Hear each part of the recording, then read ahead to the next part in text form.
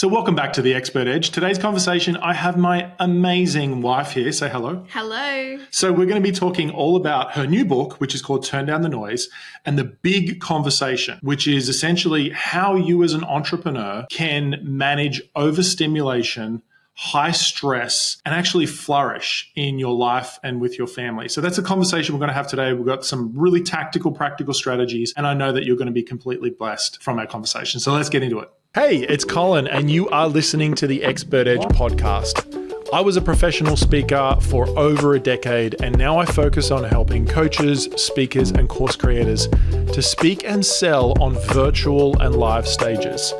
The Expert Edge podcast is weekly content focused on helping you build your expert business. We cover marketing, storytelling, sales, communication skills, and so much more. Thanks for taking the time to tune in, and make sure you subscribe and follow us on all our social channels so you don't miss a thing. Let's listen to today's episode. So I have got my amazing wife, Sarah Boyd, here. Say hello. Hello.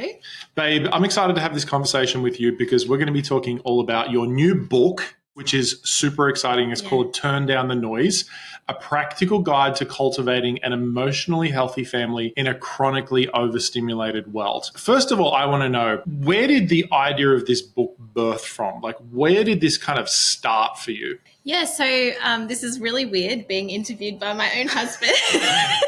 But let's go with that. That's our normal Saturday night dinner, isn't it? Like me interviewing you. This is like so formal.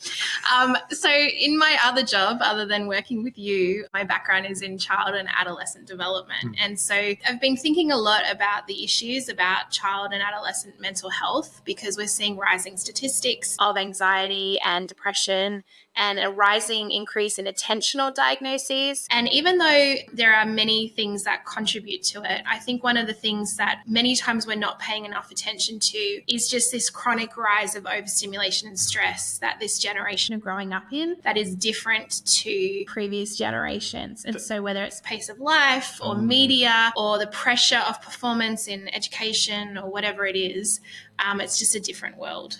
That is so true. I mean, the elevation of AI, the speed at which technology is evolving, the demands on who we are as human beings is just like exponentially increasing. But our software, our brain software, hasn't actually had an upgrade for a long time.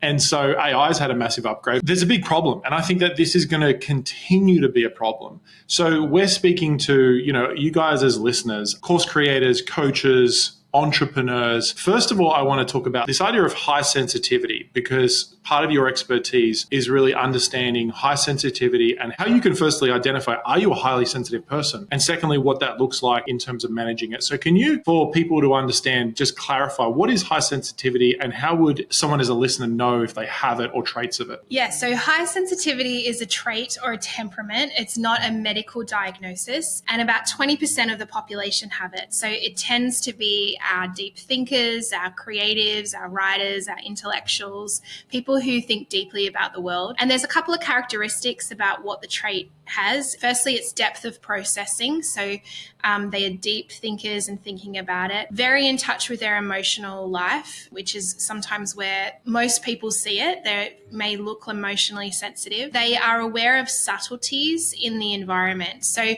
this is really important. They're not just being emotional or overwhelmed because they're just weak. They're actually absorbing more stimuli from the environment that other people aren't absorbing and having worked through all of that. And then they do have a vulnerability to overstimulation. And so the best way I can describe this is in our relationship, because I personally do have the trait of high sensitivity. Yeah, you are highly sensitive. Yes. And Colin, my love, does not have the trait of high sensitivity.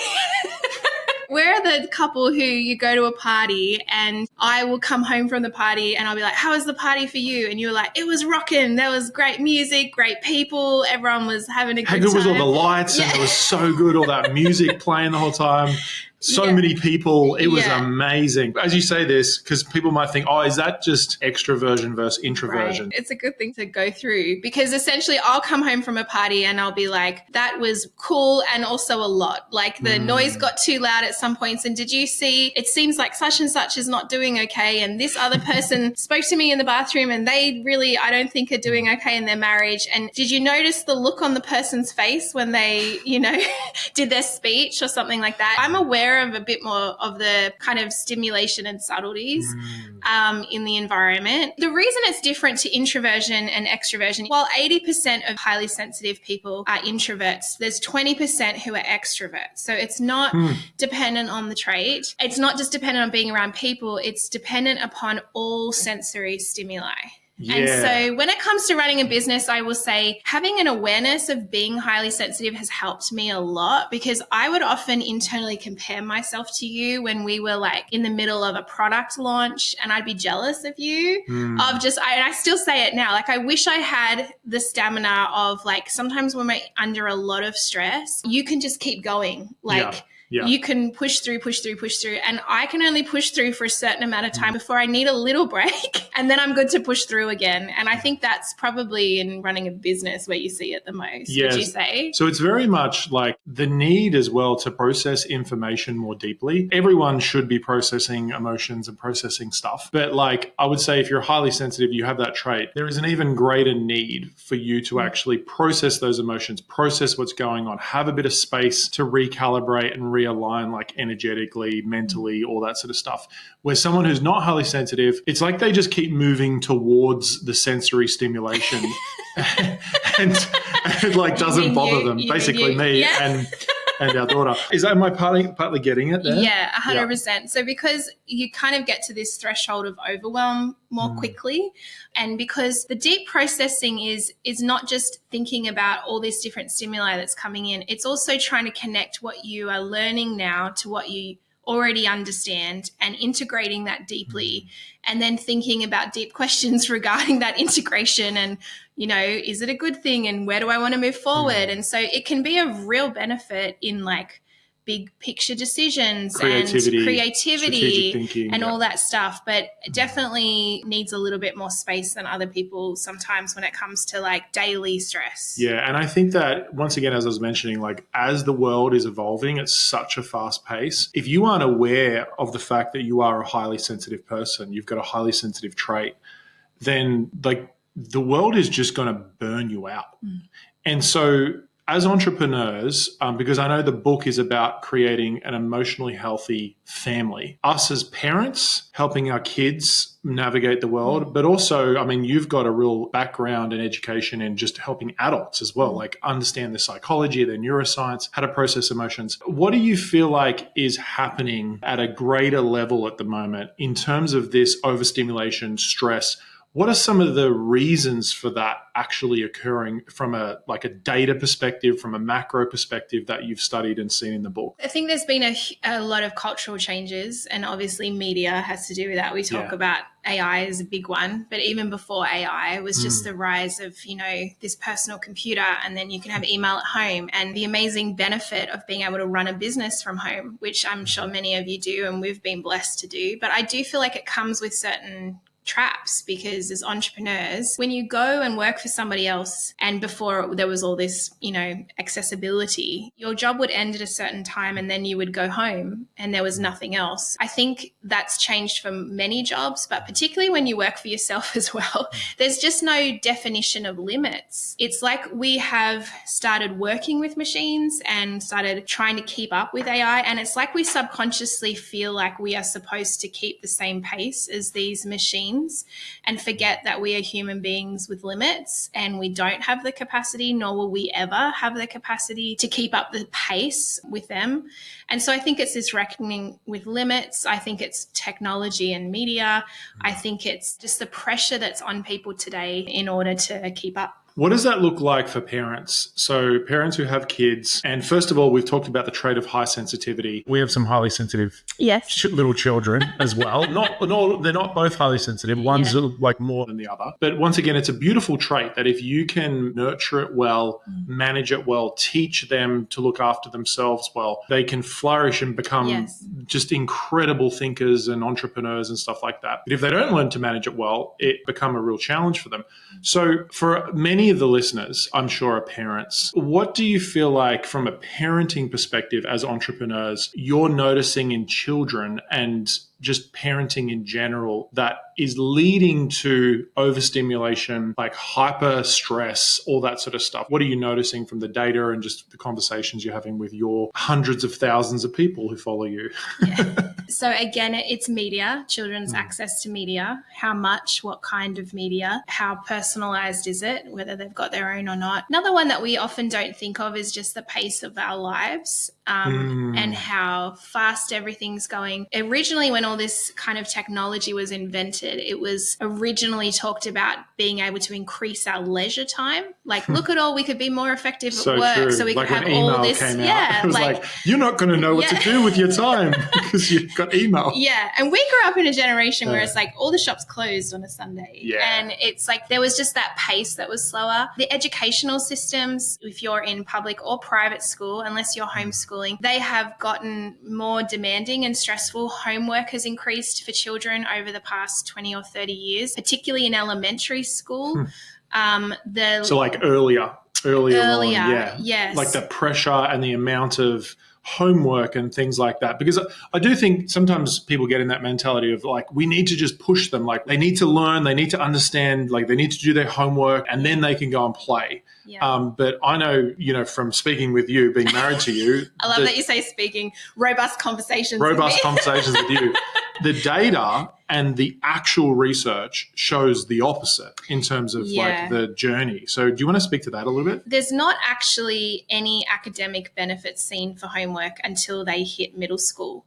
And that's when you begin to see academic benefit of homework. It is different than, hey, read for 30 minutes with your parent or something like that. But actual intense homework, there really isn't as much academic benefit, particularly for elementary school, because children are still in a developmental stage neurologically where they're developing their brain and they need a lot of space and play and free time to kind of integrate everything that they're learning. And also play is how they learn.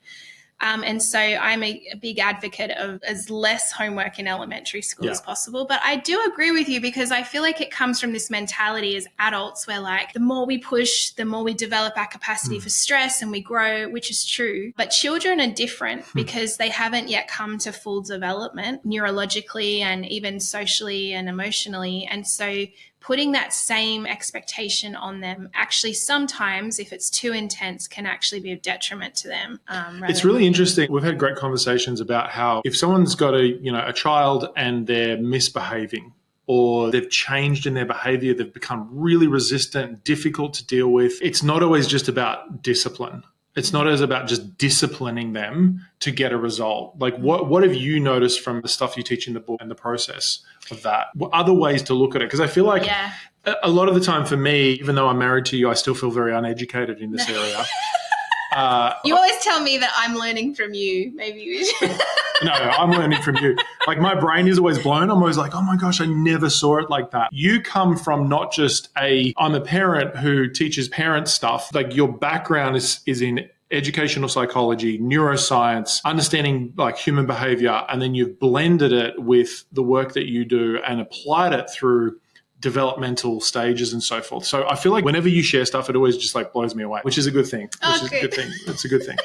But talk to us about, what was I talking about? I was talking about... when the children have different behavior. Yeah. What are some different ways that people can see it as, rather than going head to head with them and like increasing the discipline?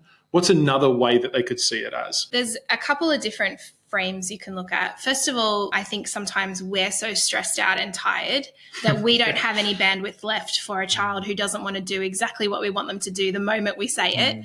So I think there is that, because it is developmentally normal for a lot of the behavior that we see in children. So it's developmentally normal for toddlers to have tantrums, for your 10-year-old to backtalk and not want to do their chores, for your teenagers to make decisions that you think that's the worst decision, you haven't thought this through. That's all developmentally normal, and it's not a reflection of bad parenting. It's just a reflection of that's how children grow up and come into maturity. And so our role as parents is to come alongside them and consistently over time, through our boundaries, through our teaching, through our relationship with them, keep reframing for them, this is how you deal with emotions, this is how we deal with chores, this is how we deal with responsibility, this is how we basically be a healthy adult in the world. When children are like, you've seen a change in your own child, so apart from developmental, typically there's a couple of things going on. Typically there's a loss of connection that they feel with you as a parent, because children who feel deeply connected with their parent tend to show less resistance to what they're being asked to do, because they want to stay pleasing and in relationship with parents. So one way to do this is to create some